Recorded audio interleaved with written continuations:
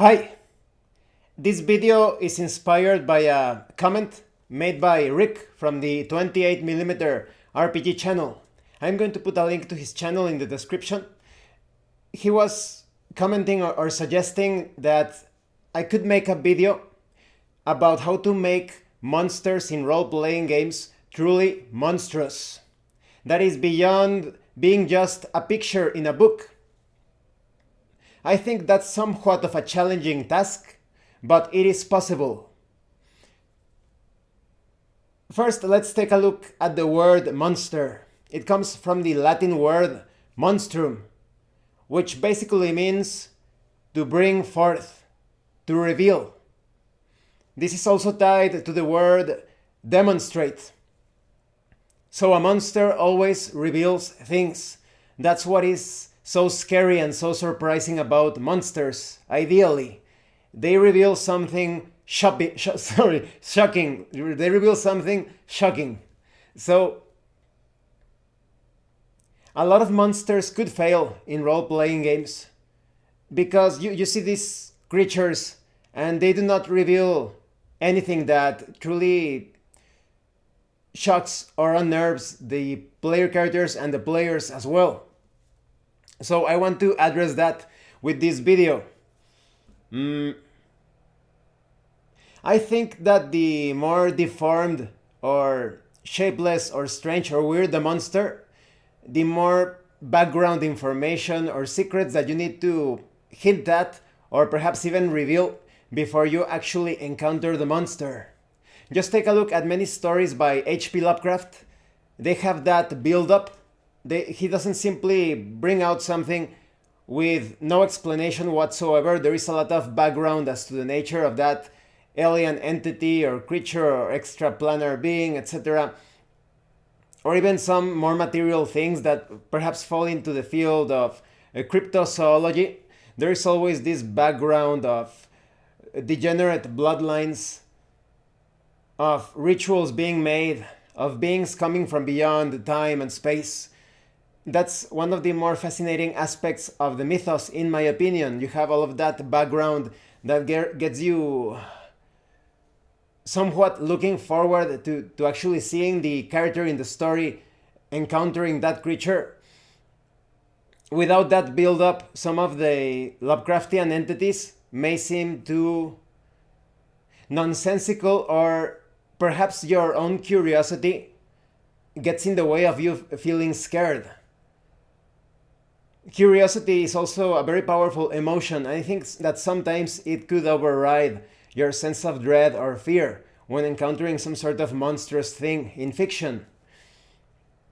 Because if the monster just appears out of nowhere, you get really curious about it. You start to ask yourself questions as to why that monster is there. Why is that monster shaped like that?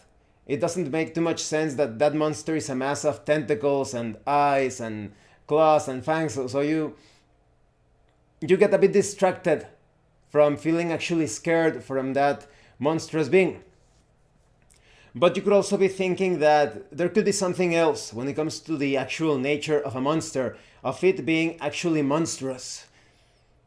When it comes to role-playing games, we usually take examples from real life.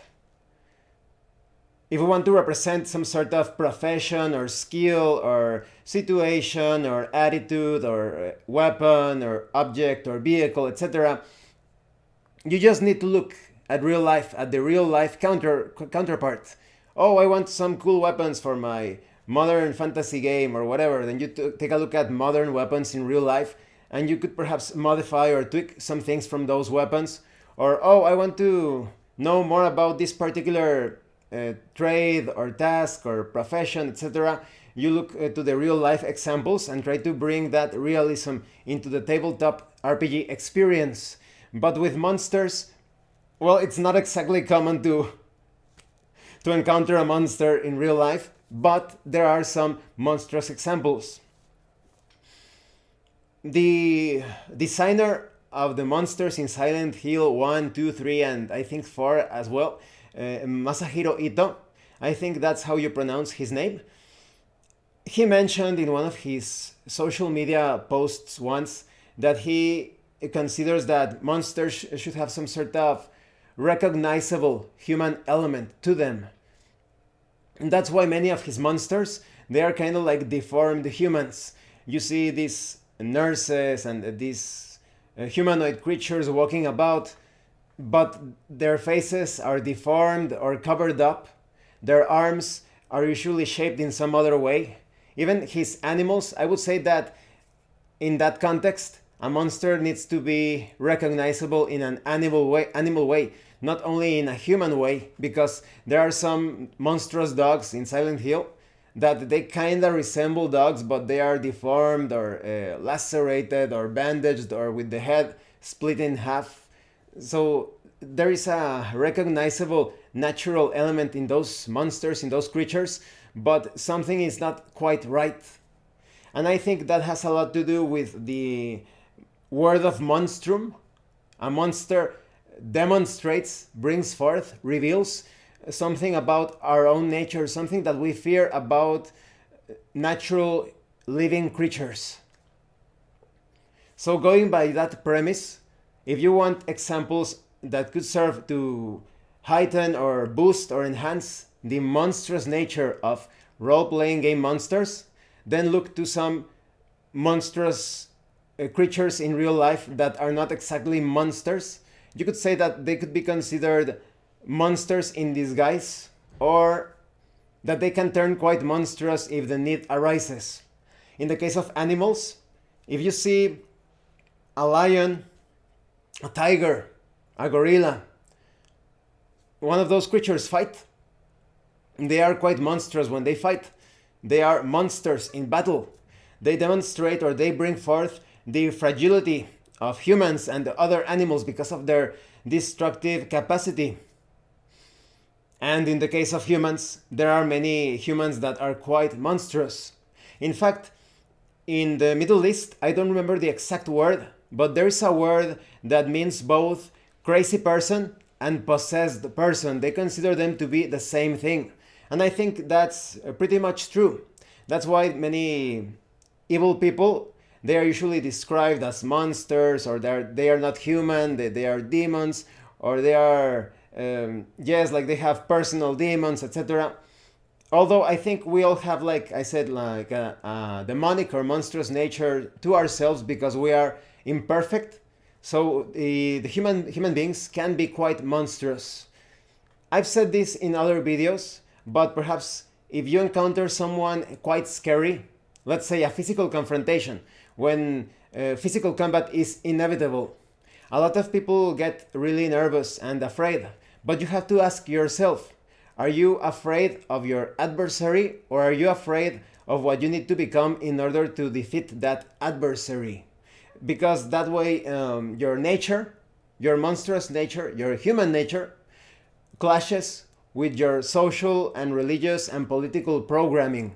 So someone that has been programmed or put into a sort of hypnosis, or like a suggestion that killing is bad, even though without killing you wouldn't have anything in life.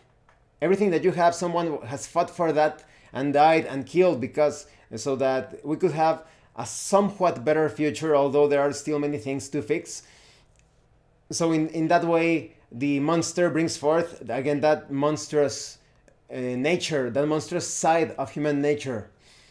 So when we take a look at different, well, it's very difficult to obtain monstrous examples of politicians and different religious leaders, corrupt CEOs, etc., because they try to eliminate and erase all evidence. That's why they put so much emphasis on evidence when it comes to trials and such, because they can erase evidence, fabricate evidence, manipulate evidence, because they have control over the media and such. It's very easy for them to manipulate the results of a trial.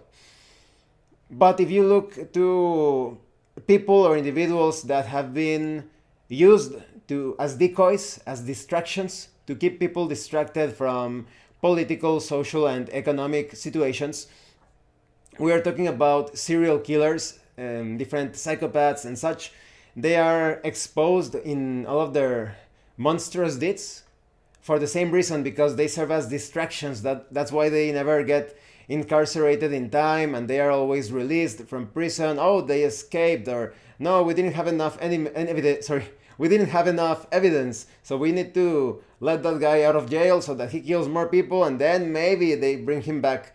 So if you study those cases, like Ted Bundy and Ed Gein, many different killers, and some killers that were suspiciously never caught, you will see some traits that you can take from them and apply them to monsters in tabletop role-playing games so that they feel truly monstrous. For example, wouldn't it be quite unnerving and quite a monstrous situation if the player characters arrived at this village and everyone, well, many people in the village, they had their right hand missing? They either have their stumps or hooks or something, or some sort of prosthetic, and you discover that there is this group of monsters, orcs, gnolls, bugbears, etc., that they are actually incapacitating or capturing people, cutting their hands off and releasing them just like that. That's very monstrous, very unnerving. And maybe later on you start to investigate things, you perhaps fight or clash against those monsters that have been doing such things, and maybe they serve this beholder that has developed some sort of fetish or pleasure of taking the right hands of different humans, elves, dwarves, for some strange, perhaps nonsensical reason. Because if you study many different serial killers and psychopaths, and they have like their own little quirks, little distortions of their personality. For example, if we take a look at Ed Gein, he had this whole problem with, because of religious indoctrination and his issues with his mother, he had this strange fixation with women. So he usually created clothes out of the corpses of women. He did some very disgusting things. So in the case of that beholder, for whatever reason, that beholder got into this mindset that he needs to experience some sort of fulfillment or pleasure by chopping off the right hands of different humanoids.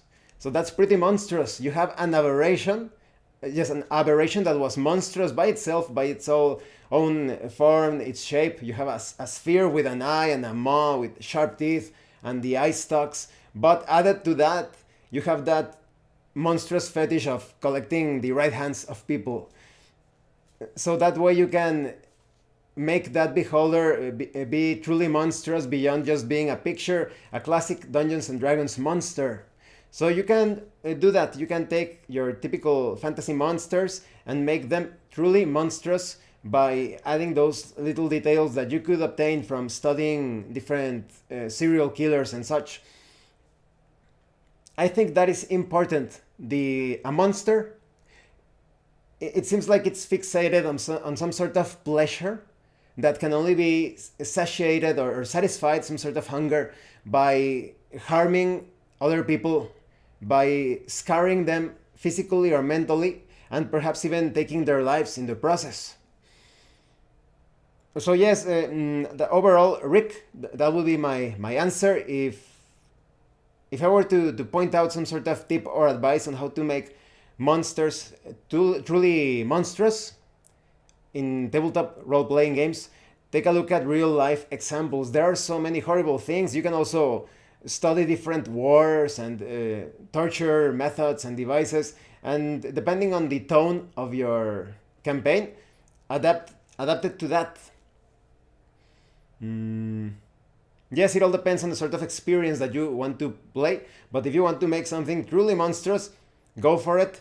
If you want a more lighter tone, then just keep running things in a standard way, like the typical monster manual or beastiary indicates it. Although in tabletop role-playing games, I think it's quite logical. That's why I like Goblin Slayer. It's quite logical to assume that many of those monsters, they are terrifying. They do not have good feelings towards you, and they are going to do some nasty things when it comes to hurting or torturing or killing the player characters. I think I forgot to mention that this video is part of my series of Halloween videos, scary October videos. You will find the playlist in the description below. I'm also going to put a link to my playlist of my video responses that I exchanged with the House of Hauntology channel. That channel is no longer up. It was taken down for some reason, but the videos were quite interesting in my opinion, the videos resulting from that. I also forgot to mention that I want to talk about this channel sponsor, Heroes and Hardships. This is a universal RPG system allowing you to play any sort of genre, campaign, story. I am reviewing the core rulebook, the early access version. I think it's also a good candidate for horror role-playing games. You can run a horror role-playing game using Heroes and Hardships. I'm going to put the links in the description to the Kickstarter that is about to begin this October 4th. You will also find links to the website, to the upcoming Tetsubo setting, to my reviews of the core rulebook, of course, the Quick Start guide, and the Wallace campaign setting based on the life and exploits of William Wallace. So please check it out. So yes, I hope you found this video entertaining. If you have any more suggestions for scary videos for this month of October, please let me know. Anything related to the macabre, paranormal, all of that, spooky, please let me know in the comments section. I'm not going to be focusing on scary reviews this month, although I am always reviewing scary role-playing games. So I hope that your suggestions are more focused on general topics such as what Rick recommended or suggested as a video. So thank you for watching this video, thank you for your likes and your comments, and thank you so much to those of you that are going the extra mile to support the channel. If anyone else wishes to further support the channel, the information on how to do that will be in the description below. Once again, thank you and see you later.